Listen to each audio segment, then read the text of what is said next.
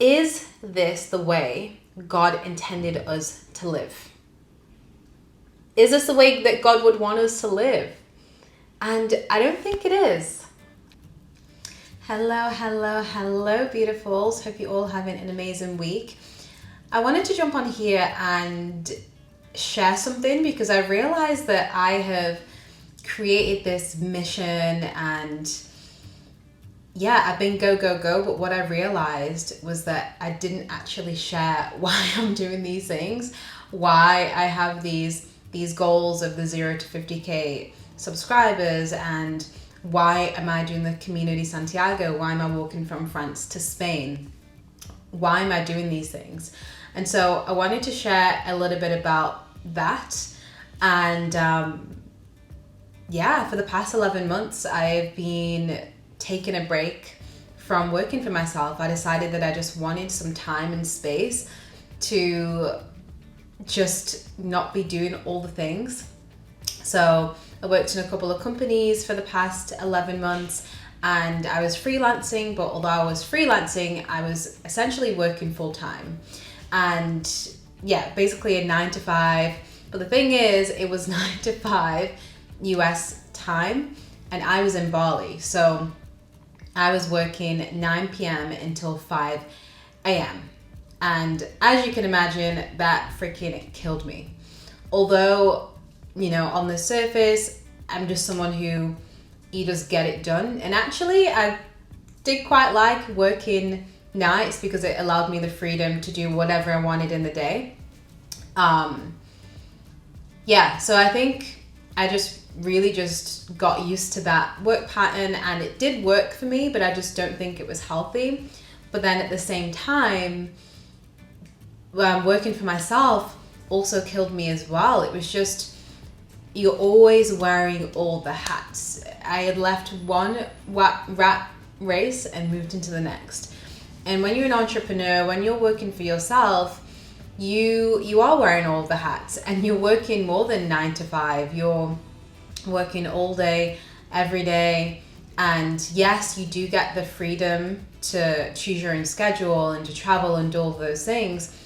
But it was just a lot. And so I was like, you know what? I just want a consistent paycheck every month. I just want a team that can help me and I can help them. I just want someone to tell me what to do for a change. So that's basically what I did. I took a little bit of a break. My goal was to take a break for a year as I just worked on myself, focused on myself, my relationship with self, my relationship obviously with God and really deepening in my faith, and also my relationship with others around me. And that's exactly what I did. I really went all in on my self-care, massages, like everything that you can imagine, gym, Pilates, all the things. I did all of that and I'm so grateful that I did that. But it did make me reflect. And the question is, what is the actual cost of that? Like, yes, you have that stability, but hundreds of hours of screen time, sitting at a desk all day. Again, like I said, I was working 9 p.m. till 5 a.m. And although it was okay for a little bit, it was really taking a toll on my circadian rhythm. It just wasn't healthy. It's just not natural. And again, working for myself, it didn't really feel that much different, except for it's not as stable as working for a company. And I think about the things like the 4-hour work week. But to be completely honest, I don't even think I know anyone who has really, truly achieved that. The most successful people I know, they work. And every time you pull up an email or you speak about the business or whatever, like, you are working. So what are you really classing as work?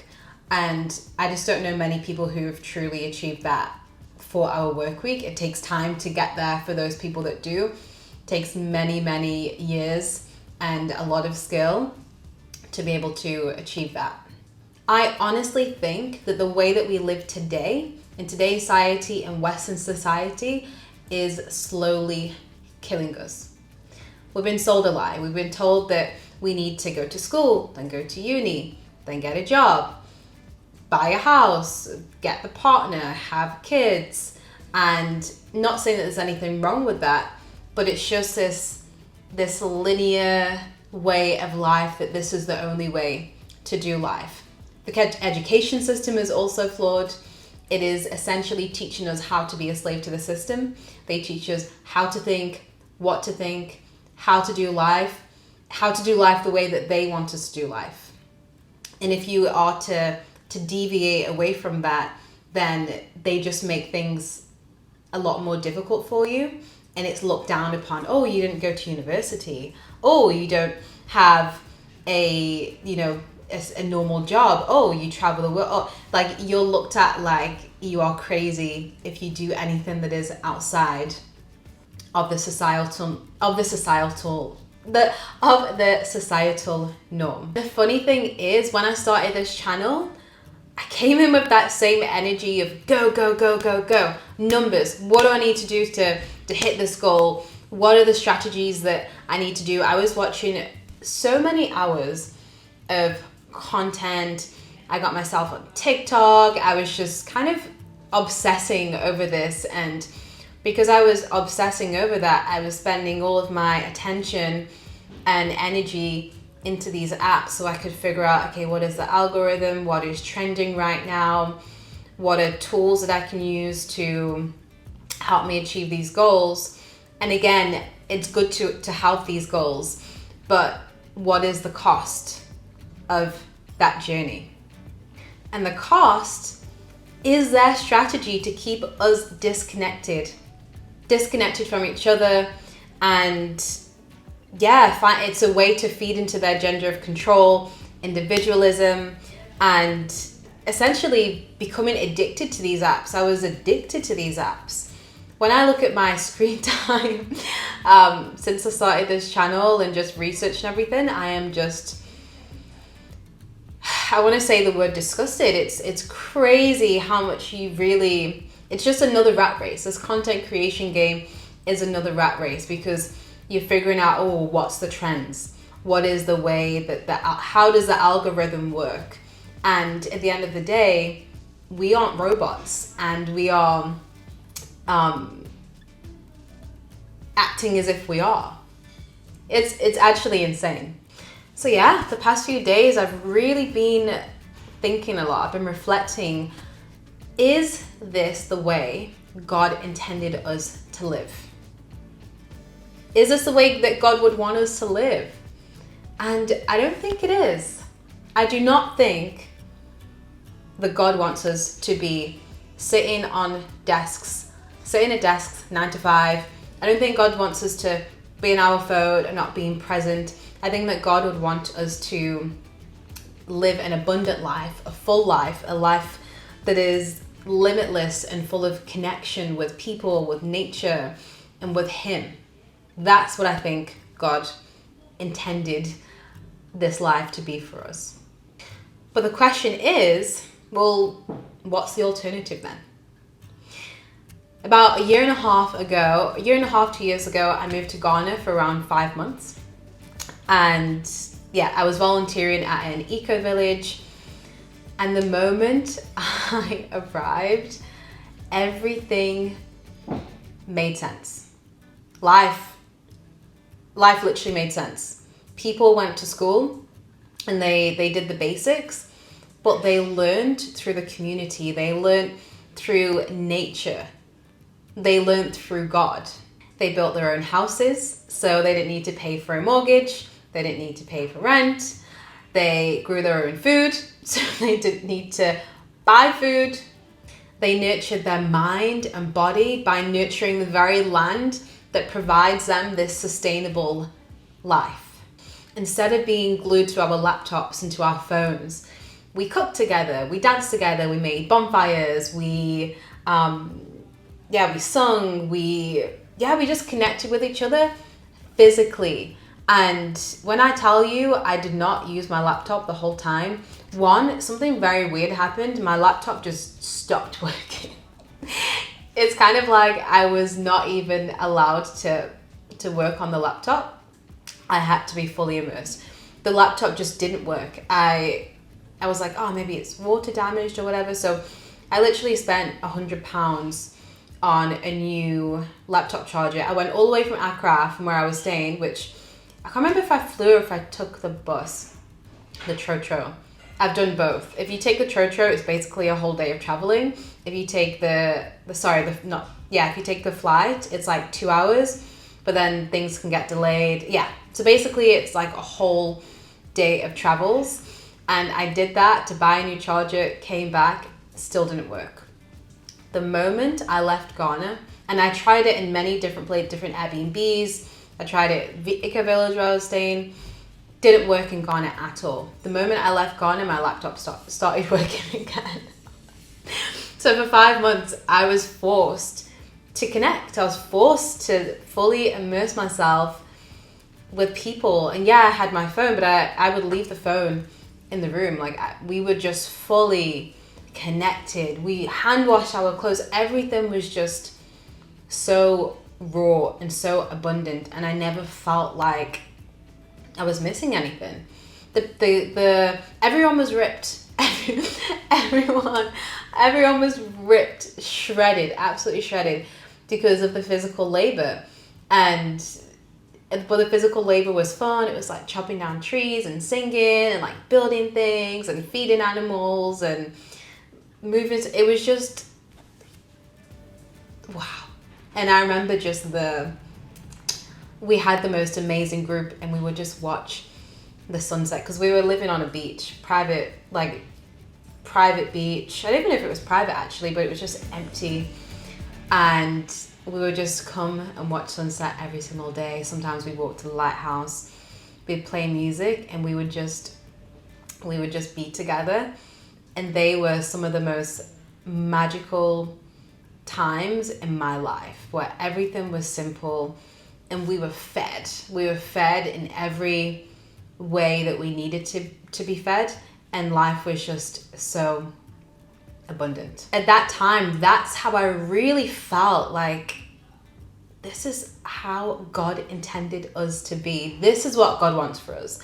This is how God wants us to live. He wants us to be abundant. He wants us to be limitless. He wants us to be stargazing and watching sunsets and laughing together and dancing and building bonfires. And this is what life is truly about.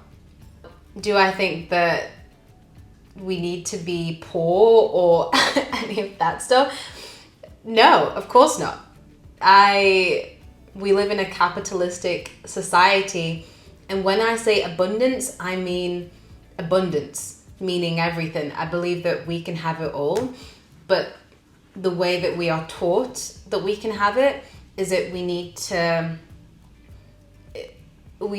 work in a certain way as to where our time is given to get these tokens to buy these things to survive. And I just believe that there's a different way, and I haven't fully cracked the code yet, but this is what this mission is about. And yeah, do I still have the goal of 0 to 50 subscribers in 6 months? Hell yeah. Do I still have the goal of walking to France to Spain on this Camino de Santiago? Absolutely. But there's a bigger purpose and a bigger meaning in this. This journey for me, and really the journey of the past 10 years of just stepping outside of the box and just putting a middle finger to the system, is really spreading awareness of an alternative way of living. There's an alternative way to learn, as opposed to just going to school, just going to college, just going to university. And there's an alternative way to connect, as opposed to just being on your phone, just being on the laptop. Going back to basics. And do I know all of the answers? No, I will never know all of the answers.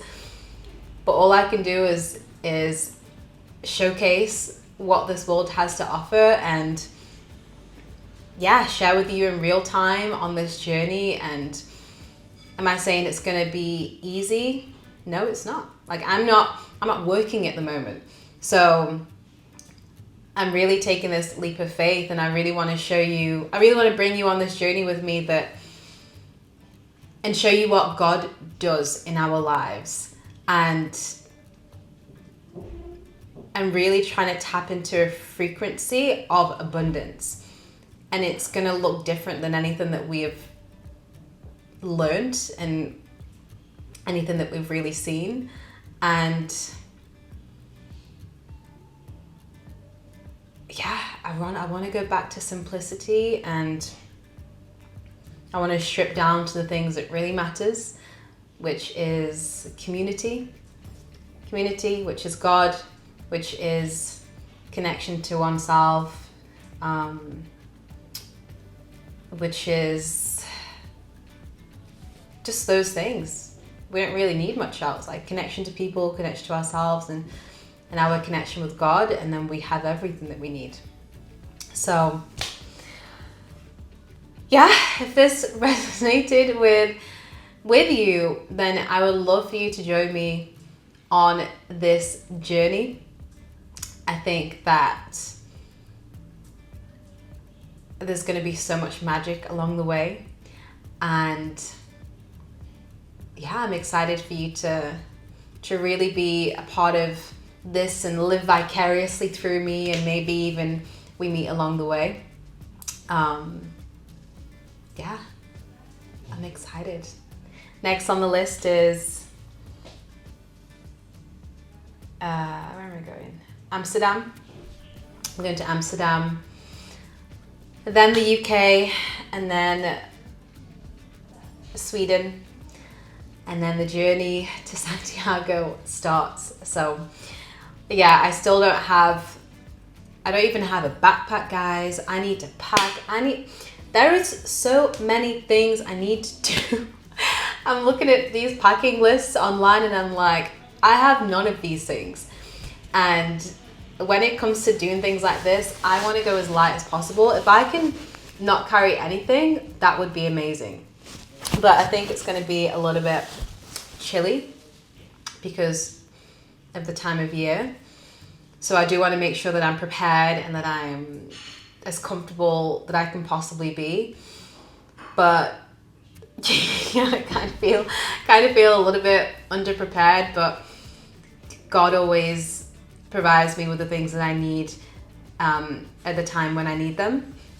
So I believe that everything is going to work out. And yeah, oh my gosh, I can't believe I'm doing this. It's a week. When is it? I'm going to start on I'm starting in around like 7 to 10-ish days. It's getting real. It is getting real. I just feel like I'm going to lose a toenail, and I'm just... Isn't that crazy that that's been something that's been on my mind? I feel like I'm going to lose a toenail, and I'm just like, I love an open toe shoe. I love an open toe shoe, what can I say? Anywho, I'm going to go before I start rambling on, but I am going to show my packing bag for the Camino. I'm going to show you the backpack that I get, and I'm going to show you all the things that I pack. And yeah, I'm also going to be taking you with me on the journey. So follow along. If you have any tips for anything, for hiking or anything whatsoever, someone messaged me and they're like, oh, my sister has a cafe on the Santiago route. Send it through. If there's any local hotels or anything like that on the route that you're like, oh, you should check this out, comment below what that is. If you have any hiking stuff recommendations, and also let me know. I'm all open ears. Anywho, all right, thank you so much, guys, and I will see you next in Amsterdam. This is a video. You can use this phone. Hey, video, we're live. Oh yeah, we are live. Hey. Yes. Okay, yeah. Another banger? Wow. Yeah, to you Another or banger. everyone? Okay. So it's gonna be another Banger!